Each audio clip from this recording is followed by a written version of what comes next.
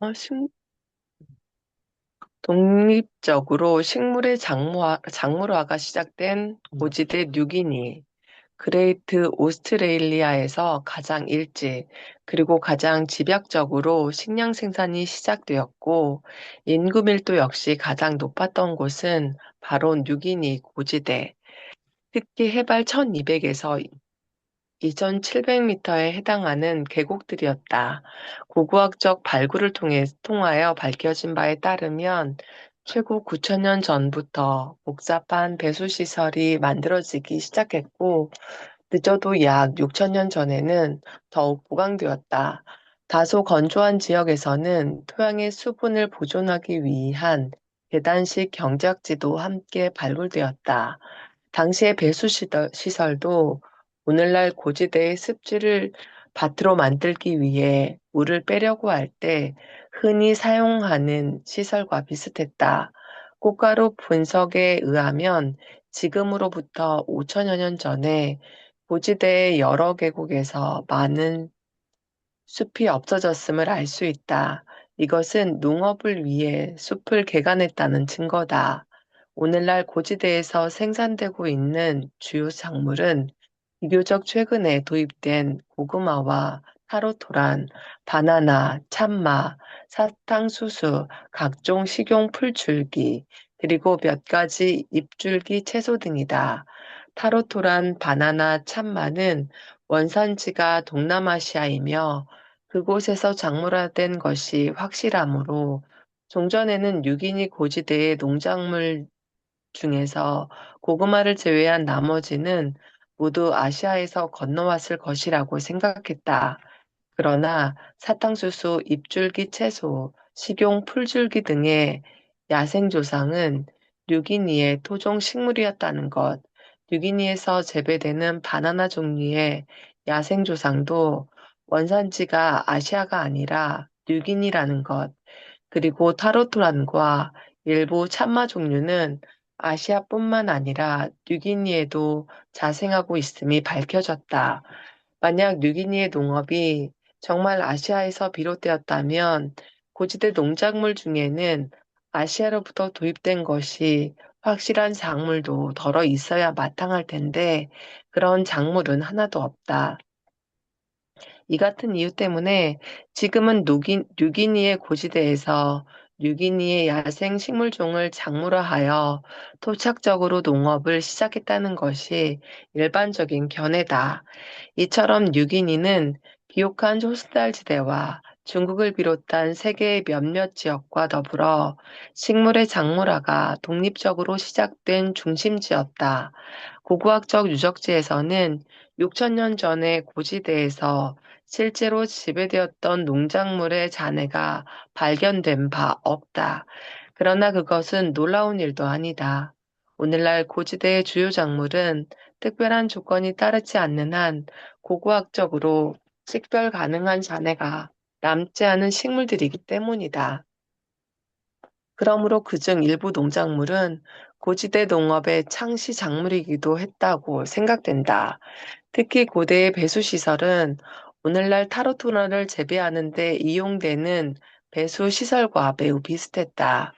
뉴기니 고지대의 식량 생산에서 외부로부터 들어온 것이 확실한 세 가지는 최초의 유럽인 탐험대가 목격했던 것처럼 닭, 돼지, 고구마다. 닭과 돼지는 동남아시아에서 가축화되었고 약 3,600년 전에 뉴기니를 비롯한 태평양 일대 대부분의 섬에 도입되었다. 돼지는 좀 더 일찍 도착했을지도 모른다. 그 장본인은 원래 남중국이 고향인 오스트렐, 오스트로네시아인들로 이들에 대해서는 17장에서 자세히 살펴볼 것이다. 남아메리카 원산인 고구마가 뉴기니에 도착한 것은 불과 몇 세기 전이었다. 스페인인들이 필리핀인들에게 전해준 것이 먼저였다.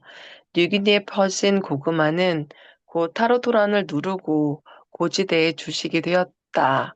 성장하는 데 걸리는 시간이 짧고 단위 면적당 수확량도 많을 뿐만 아니라 척박한 토양에도 잘 견디기 때문이었다. 고지대 농업이 발달함에 따라 뉴기니에서는 수천 년 전에 대규모의 인구 폭발이 일어났을 것이다. 대형 유대류가 많았던 뉴기니에 거대 동물군이 멸종된 이후 그때까지 고지대에서는 수렵 채지민들의 인구 밀도가 매우 낮을 수밖에 없었기 때문이다.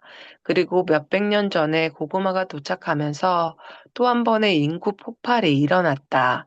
1930년대에 처음으로 뉴기니의 고지대 상공을 날아가던 유럽인들은 네덜란드를 방문케 하는 광경을 내려다보며 몹시 놀랐다. 광활한 계곡을 송두리째 개간하여 여기저기 마을이 들어섰고 집약적 식량 생산을 위해 물을 빼고 울타리를 친 밭이 계곡 전체에 즐비했다. 당시에 이 같은 광경은 석기를 사용하던 농병민들의 인구 밀도가 얼마나 높아졌는지를 입증하고 있다.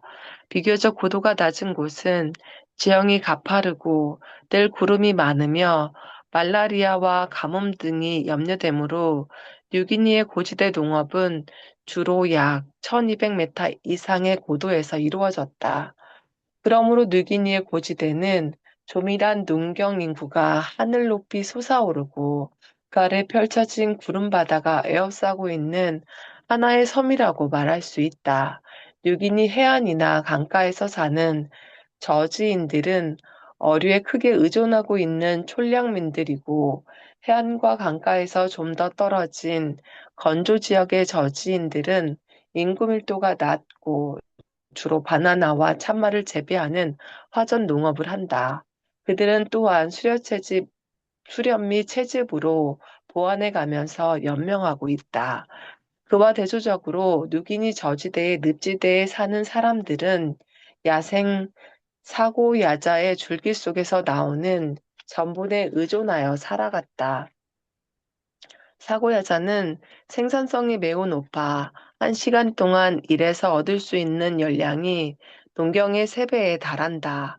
그러므로 뉴기니의 늪지대는 농경 생활이 수렵채집 생활과 경쟁할 수 없는 환경일 때 사람들은 계속 수렵채집민으로 남아 있는다는 것을 잘 보여주는 분명한 사례다. 저지대 늪지에서 사고야자를 먹으며 살아가는 사람들은 유랑형 수렵 채집민의 무리 조직도 엿보게 해준다. 전에는 모든 유기니인이 무리 사회에 속해 있었을 것이다.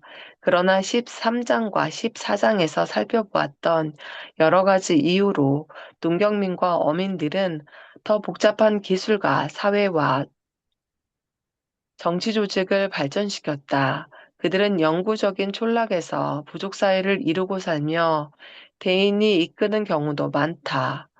그들이 만든 목각상이나 가면 등의 훌륭한 예술 작품은 전 세계 박물관에서 귀중한 대접을 받고 있다. 뉴기니의 생태적, 지리적 저해 요인. 이처럼 뉴기니는 크레이터 오스트레일리아에서도 기술, 사회, 정치 조직, 예술 등이 가장 발달된 지역이었다. 그러나 미국이나 유럽의 도시인의 관점에서 본다면 유기인은 진보적이기는커녕 아직도 원시적이라고 말할 수밖에 없다. 토스. 뉴기니는 어째서 금속기를 만들지 못하고 계속 석기를 이용했으며 문자도 모르고 추장사회나 국가로 조직되지도 못했을까? 알고 보면 뉴기니에서는 몇 가지 생태적, 지리적 저해 요인이 있었다. 첫 번째, 뉴기니 고지대에서 토착적 식량 생산이 시작된 것은 사실이지만 8장에서 살펴본 것처럼 단백질이 부족했다. 주식은 단백질 함량이 낮은 뿌리 작물이었고 두 종밖에 없는 가축, 돼지와 닭은 그나마 생산량이 너무 적어서 사람들이 단백질을 섭취하는 데는 큰 도움이 되지 못했다. 돼지와 닭의 수레를 끌지 못하므로 고지인들은 인간의 근력 말고는 다른 동원력을 갖지 못했으며 나중에 밀려들기 시작한 유럽 침입자들을 물리칠 만한 유행병도 진화하지 못했다. 고지대의 인구 규모를 제한한 두 번째 요인은 면적이 좁다는 점이었다. 뉴기니 고지대에는 조민한 인간을 지탱할 만큼 넓은 계곡의 와기 계곡, 발리엔 계곡 등 몇 곳밖에 없다. 그리고 세 번째는 뉴기니에서 집약적인 식량 생산이 가능한 지역이 해발 1200에서 2700m 사이의 중간 저산대 뿐이라는 현실이었다.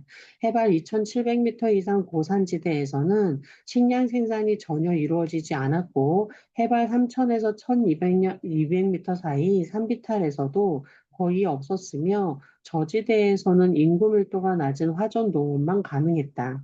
그러므로 누기니에서는 각기 다른 고도에 자리 잡고 서로 종류가 다른 식량을 생산하던 여러 공동체 사이에서 식량의 경제적 교환이 대규모로 이루어질 수 없었다. 반면에 안데스, 알프스, 히말라야 등지에서는 그 같은 교환이 이루어진 덕분에 고도가 다른 지역 사람들이 좀 더 균형 잡힌 식사를 했을 뿐 아니라 경제적, 정치적 통합도 앞당겨졌다.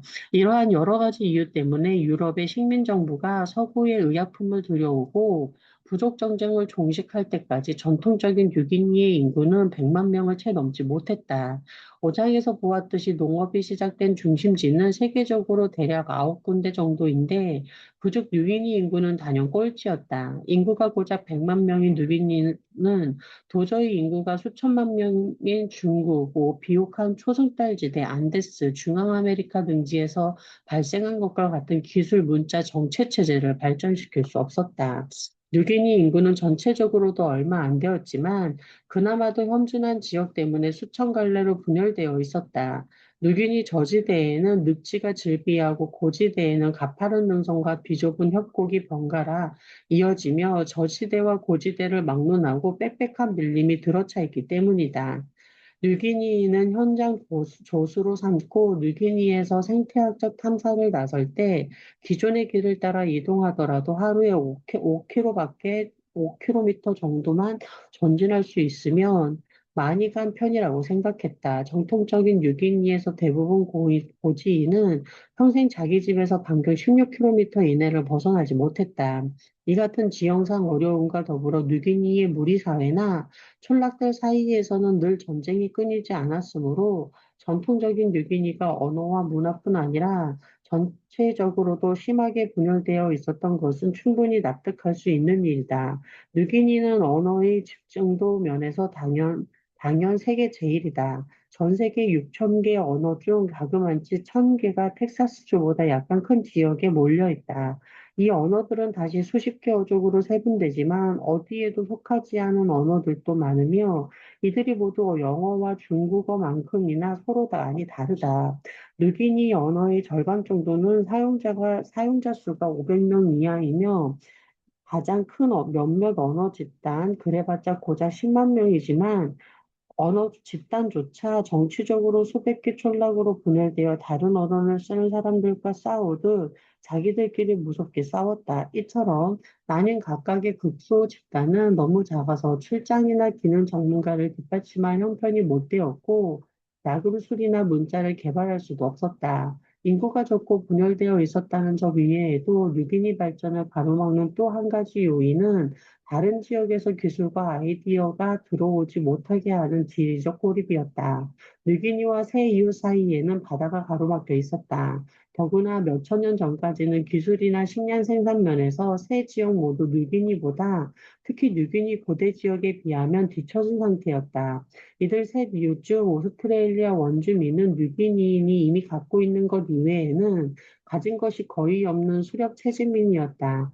누기니의 두 번째 이웃은 누기니보다 훨씬 작은 동쪽의 비스마르크 제도와 솔로몬 제도의 섬들이었다. 그리고 남은 세 번째 이웃은 바로 인도네시아 동부의 섬들이었다. 그러나 이 지역도 그 역사 대부분이 수렵 채지민이 차지한 문화적 벽지로 남아 있었다.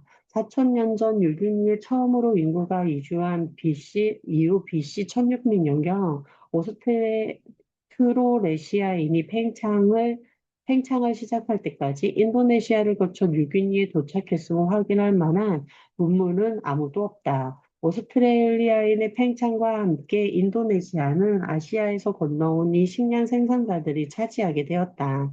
그들은 적어도 누기니 수준과 맞먹을 만큼 발달한 기술과 농업을 소유했으며 아시아에서 누기니로 넘어올 때 전보다 훨씬 더 효과적인 항해수를 지니고 있었다. 오스트로레시아인은 뉴기니의 동쪽, 서쪽, 북쪽의 여러 섬을 비롯해 뉴기니 서쪽 끝과 북부, 동남부 해안에서도 정착했다. 그들은 뉴기니의 토끼와 닭을 소개했으며 아마 개와 돼지도 그들이 들여왔을 것이다.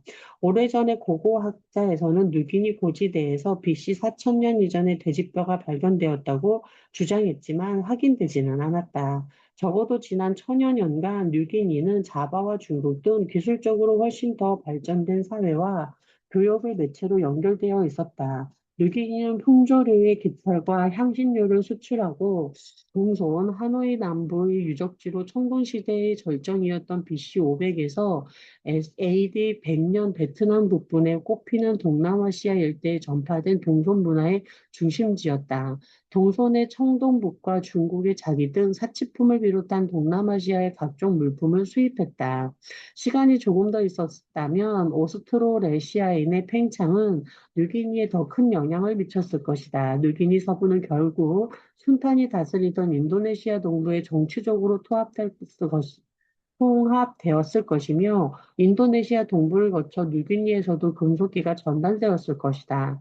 그러나 마치 그렇게 되기도 전인 1511년 포르투갈이 몰루카 제도에 상륙했고 한창 독자적으로 발전했던 인도네시아의 맥을 끊어버렸다. 그로부터 얼마 안 되어 유럽인이 뉴기니에 도착했을 때 그곳 사람들은 아직도 무리 사회를 이끌고 있거나 서로 무섭게 싸우는 작은 촌란으로 살았으며 여전히 석기를 사용하고 있었다. 천박한 대륙 오스트레일리아의 가축화 작물화에서 생긴 장애 요인, 크레이터 오스트레일리아 대륙의 반쪽에 해당하던 누기니는 이처럼 축산업과 농업을 발전시켰지만 오스트레일리아 쪽은 그 어느 것도 발전시키지 못했다. 빙하기 전까지만 하더라도 오스트레일리아에는 누기니보다 많은 대형 유대류가 살고 있었다. 그 중에는 돈트, 소나 코뿔소에 상당하는 유대류, 대형 캥거루, 대형 웜바트, 새끼주머니가 있는 오스트레일리아산 유대류로 설치류와 비슷하게 생겼다. 등이 있었다. 그러나 가축화의 보종이었던 이들 유대류 동물들은 오스트레일리아의 인류가 이주하면서부터 시작된 멸종 또는 몰살의 물결에 휩쓸려 사라지고 말았다. 그리하여 누기처럼 오스트레일리아에서도 가축화할 만한 토종 포유류는 남아있지 않았다.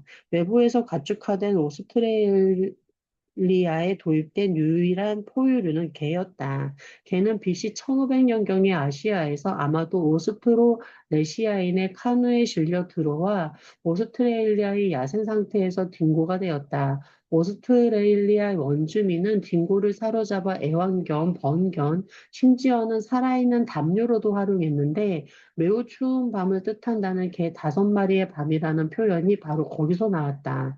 그러나 그들은 딩고나 개를 폴리네시아인처럼 먹거리로 이용하진 않았고, 뉴기니인처럼 야생동물을 사냥하는 데 이용하지도 않았다. 토스.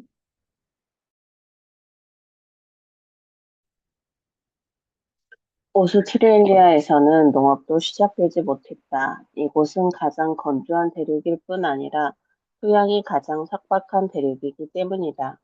더구나 연중 계절이 규칙적으로 바뀌며 순환하는 세계의 대부분 지역과는 달리 특이하게도 오스트레일리아는 엘니뇨 남방 진동, 적도 부근의 대규모 열대 대기 순환 구조가 엘니뇨의 영향을 받아 변화하는 현상 때문에 대륙의 대부분 지역에서 연중 기후가 불규칙하다. 예측하지 못한 심한 가뭄이 몇 년씩 지속되기도 하고, 역시 예측하지 못한 비가 억수로 쏟아져 홍수가 나기도 한다. 유라시아 원산에 농작물이 있고, 농산물은 운반할 철도와 트럭이 있는 오늘날에도 오스트레일리아에서 생량을 생산하려면 위험을 해야만 한다. 때를 잘 만나면 가축이 점점 늘어나다가도 어느 해 가뭄이 들면 한꺼번에 죽고 만다. 오스트레일리아 최초의 원주민 농부들은 인구에서도 그와 같은 순환 현상을 겪었을 것이다. 때를 잘 만나면 촌락에 정착하여 농작물을 재배하면서 많은 아이를 낳았고, 가뭄이 들어 식량이 부족해지면 그렇게 늘어났던 인구가 굶주림에 허덕이며 죽어갔을 테니 말이다. 오스트레일리아 식량 생산 발달의 또 한 가지 중요한 장애물은 작물화 할 수 있는 야생식물이 희박하다는 점이었다. 현대 유럽의 식물 유전학자들조차도 유럽의 토종 야생식물군에서 마다, 마카다미아 너트 이외에는 새로운 농작물을 개발하지 못했다. 귀중한 공료가 될 가능성을 지니고 있는 전 세계 식물, 종자가 가장 무거운 56종의 야생 벼과 식물 중에서 오스트레일리아식 오스트레일리아 식물은 단 2종뿐인데 그나마도 순위가 발바닥에 가깝다. 다른 지역에서 가장 무거운 종자들은 그 무게가 자그마치 400mg에 달하는데 이것들은 겨우 13mg밖에 안 된다. 그렇다면 오스트레일리아에는 농작물이 될 수 있는 식물이 전혀 없었다거나 오스트레일리아 원주민들은 절대로 효율적인 식량 생산을 시작할 수 없었다는 뜻은 아니다. 뉴기니 남부에서는 몇 가지 참마 종류와 타로투란, 칡 등을 재배하고 있다. 오스트레일리아 북부에도 같은 식물이 자생하여 원주민들이 채집하기도 했다. 나중에 다시 확인하겠지만 오스트레일리아에서 기후가 농업에 가장 적합한 지역의 원주민들은 실제로 식량 생산을 시작할 수 있는 방향으로 발전해 가고 있었다. 그러나 오스트레일리아에서는 설사 식량 생산이 시작되었더라도 가축화할 만한 동물도 없고 작물화할 만한 식물도 빈약하여 토양과 기후도 지극히 열악하기 때문에 결국 한계가 있었을 것이다.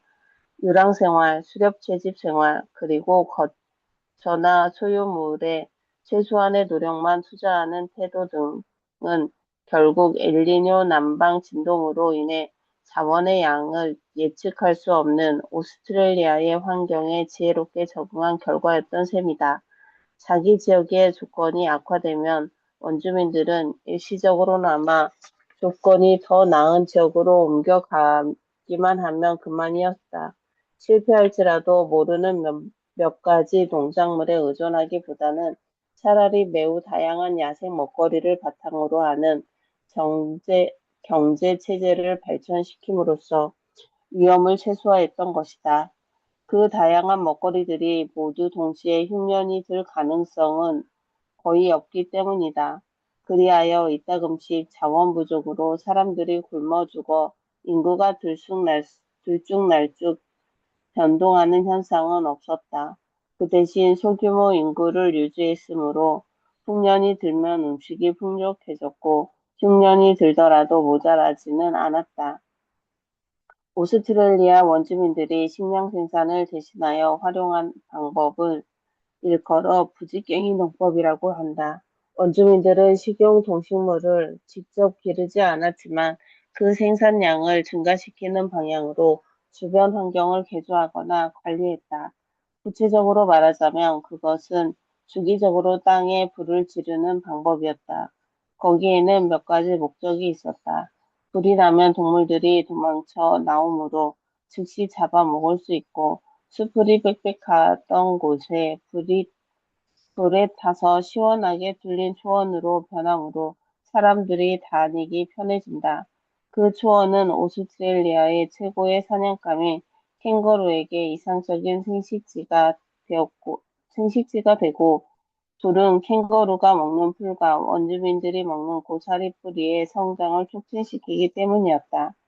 오스트레일리아 원주민의 먹거리 장만 방법과 도구의 발달 우리는 흔히 오스트레일리아 원주민들은 사막에서 사는 사람들로 생각하지만 원래 대부분의 원주민들은 그렇지 않았다. 그들의 인구 밀도는 강우량에 따라 변했고, 강우량은 육지의 야생 동물들의 생산량에 영향을 미치므로 바다, 강, 호수 등에서 나오는 수산물의 양에 따라서도 변화했다.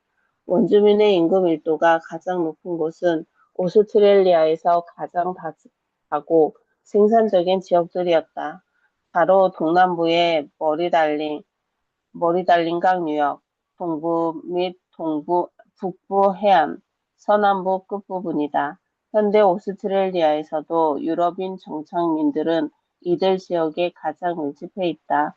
우리가 지금 원주민들을 사막에 사는 사람들로 생각하고 있는 이유는 유럽인들이 살기 가장 좋은 지역의 원주민들을 모조리 죽이거나 몰아내서 원주민들은 유럽인들이 탐내지 않던 지역에만 간신히 남아있기 때문이다. 지난 5천여 년에 걸쳐 이렇게 생산성이 높은 일부 지역에서는 원주민들이 먹거리를 장만하는 방법도 점점 발달했고 원주민들이 인구 밀도도 높아졌다.